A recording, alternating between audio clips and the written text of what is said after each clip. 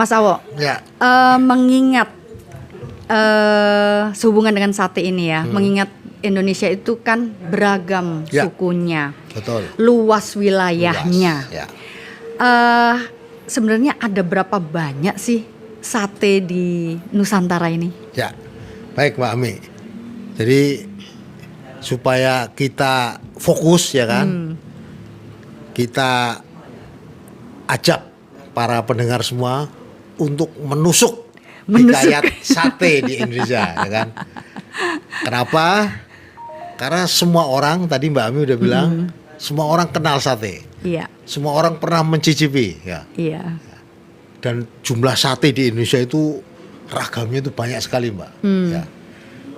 Yang sudah diteliti ya, dan berhasil dicatat Iya. tahun 2018 ya. Penelitian yang terbaru tentang sate tahun 2018 oleh 2018. ya. Itu ada 252 varian sate di Indonesia. 250. 252. Mbak Ami kebayang nggak? Mbak, jumlah provinsi kita Iya. hanya ada 34. Nah, sekarang mau berkembang jadi 38 iya. dengan ada penambahan Papua ya Iya. kan. Provinsi aja hanya 38. Sate 252 ya kan. Kalau kabupaten kota di Indonesia digabung jumlahnya hanya 514. Wow. Artinya separuh itu punya sate semua. Itu Jadi sebenarnya sate itu benar-benar dikenal di mana-mana. Sangat dikenal dan sangat dekat dengan kehidupan. Iya. Kalau Mbak Ami punya ATM, punya rekening bank ya. Seluruh bank di Indonesia yang melayani kita, jumlahnya itu 105 aja, Mbak. 105 bank. 105 bank umum. Sementara sate ada 252. Apa enggak hebat ini kan? Ternyata sate membanggakan dari Ya. segi jumlahnya. Maksudnya keberagamannya sate. Keberagamannya sate sangat sangat banyak ya. Artinya kalau masing-masing ragam sate dibikin merek ya kan. Itu ada 252 paten ya. Yang bisa didaftarkan. Iya. Kalau satu paten punya turunan 5 itu sudah 1.200 lebih ya. Jenis sate. Jenis merek sate yang bisa diperjualbelikan. Merek sate ya. Ini sebenarnya kan kekayaan, Mbak. Suka atau tidak suka, mau atau tidak mau, ini adalah proses ya. Proses perjalanan mengolah sajian yang kita senangi, kita sukai, yang sekarang bisa menjadi bisnis. Ya Iya. kan? Kalau katakanlah sekarang rumah makan, ya kan, yang terkenal lah KFC kan? Iya. Di Indonesia ada katakanlah 500 outlet ya Iya. kan? Kalau masing-masing mempekerjakan 50 orang, terus sekian tenaga kerja, ada sekian ekonomi yang hidup, Iya. ada yang kalau sate ya kalau 1.000 lebih gitu kan, itu baru mereknya. Satu merek yang pakai bisa 5 bisa 10 kan. Iya. Apa enggak puluhan ribu? Iya. Puluhan ribu outlet yang bisa digalakkan, Iya. bisa menggerakkan ekonomi. Karena itu saya mengusulkan ke Mbak Ami tadi, memang Mbak coba kita bahas sate. Karena apa? Ini diam-diam besar potensinya. Iya. Sama besarnya dengan potensi kecap.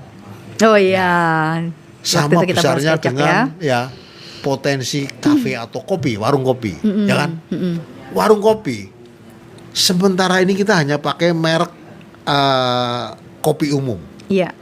Kalau nanti spesifik, kafe Gayo, kopi Iya. Gayo, kafe kopi Cianjur, kafe Iya. ini, wah, Itu akan lebih banyak lagi. Karena di Indonesia itu 100 lebih titik kopi yang bisa populer dan punya spesifikasi sama dengan sate. Iya. Iya. Jadi alangkah bersyukurnya kita Iya. ya, kita punya sate. Iya. Dan sate ini orang hanya berpikir sate kambing atau sate ayam, enggak. Iya. Ternyata Ada sate lain-lain. banyak. Iya. Baik yang sate yang pernah kita lihat dan jarang yang kita lihat. Iya. Mungkin di antara kita ya jarang sekali yang tahu ada sate bebek. Ya, Iya. ada sate kelinci. Iya. Ya. Sate penyu, Iya, itu di Bali. sate ikan tuna. Ya. itu dari bahan bakunya, dari cara memasaknya itu macamnya Beragam. banyak lagi. Iya. Itu yang membuat sate-sate itu jadi 250 jenis varian ya. gitu, dan itu pasti bukan dari Jawa aja sebagai di mana populasi penduduknya terbanyak, pasti juga di pulau-pulau lain ya. Betul. Pasti mereka juga sudah mengolah dan sebenarnya juga pasti bagian dari kuliner menu makanan sehari-hari mereka mungkin ya. Betul.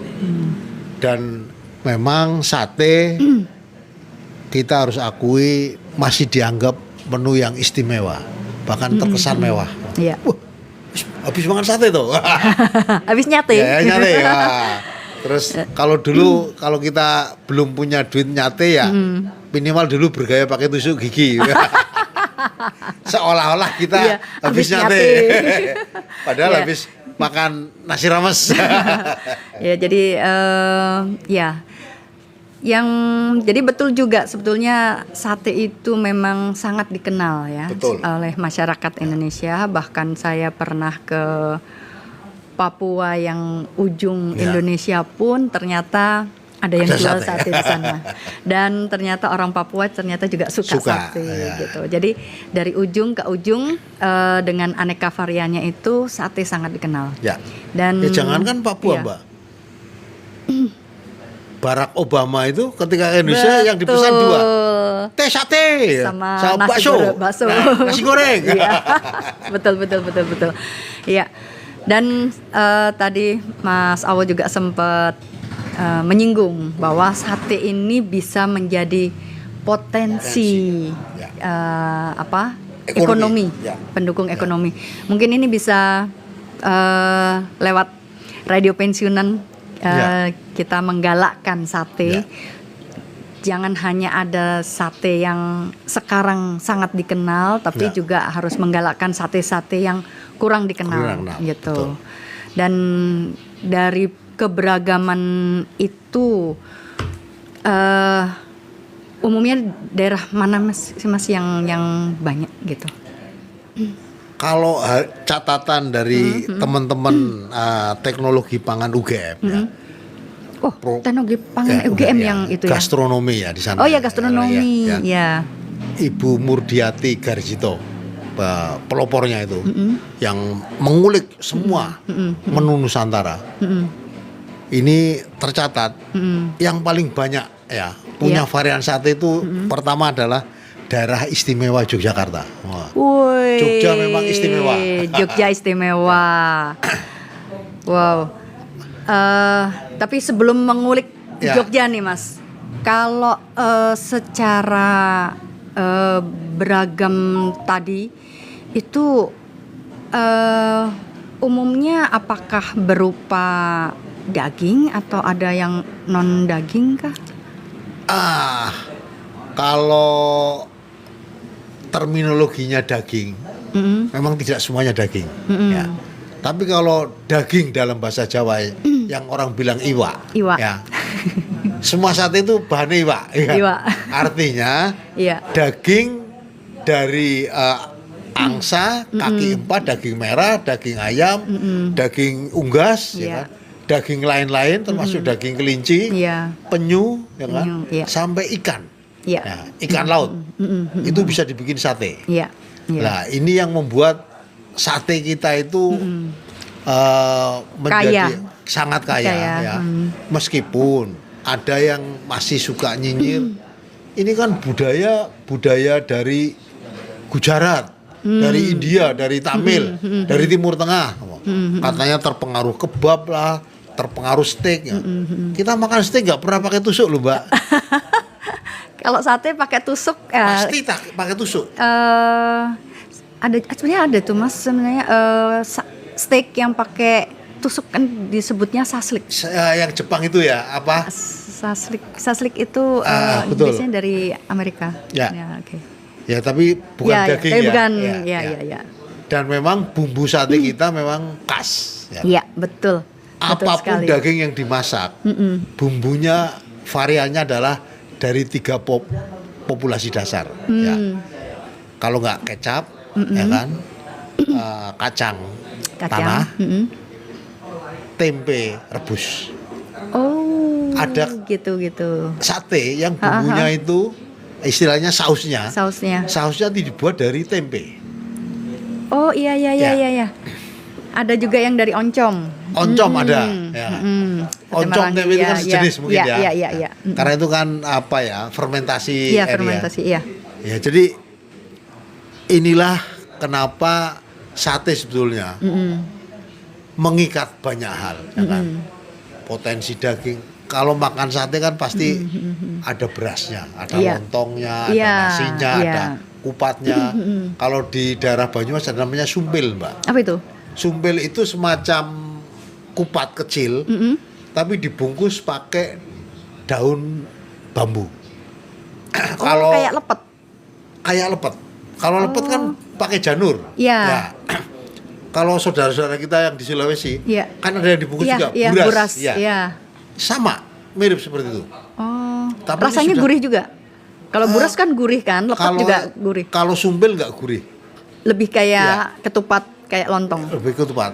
Hanya bungkusnya beda. Itu sebetulnya pernah ada teman-teman yang meneliti nasi yang dimasak dengan daun bambu. Ya. Itu banyak zat-zat buruk yang terserap. Oh. Ya, mohon maaf ya, padi kita kan sekarang banyak pestisida. Ya, betul. Ini akan sangat terkurangi karena dia menyerap sekali. Iya. Lebih kuat daya serapnya dibanding daya serap daun pisang. Oh, daun pisang itu juga menyerap. Jadi yang paling nggak baik bagus ya mohon maaf nanti kalau ada teman yang punya data lebih lengkap, yang paling kuat menyerap residu-residu zat-zat di luar pangan itu, pertama daun bambu. Oke. Ya. Yang kedua daun kelapa. Ya, janur ya kan. Yang ketiga daun pisang. Ya. Daun pisang itu pun berjenjang. Daun pisang yang paling baik itu adalah pisang kerutuk. Pisang yang jarang di Jakarta. Ya, jarang sekali. Dan yang bagus juga adalah daun jati. Waduh, angel itu. Kalau di tempatnya Mbak Asih banyak itu. Iya, di kebunnya Mbak Asih. Ya. Kenapa, Mbak? Ciri-cirinya daun jati, ya kan? Kalau menyerap nasi dan lauk pauk ya, ada yang zat-zat yang mungkin kurang daunnya akan sedikit memerah atau warnanya apa? Oh, berubah warna. Iya, itu artinya ada residu yang terserap. Iya.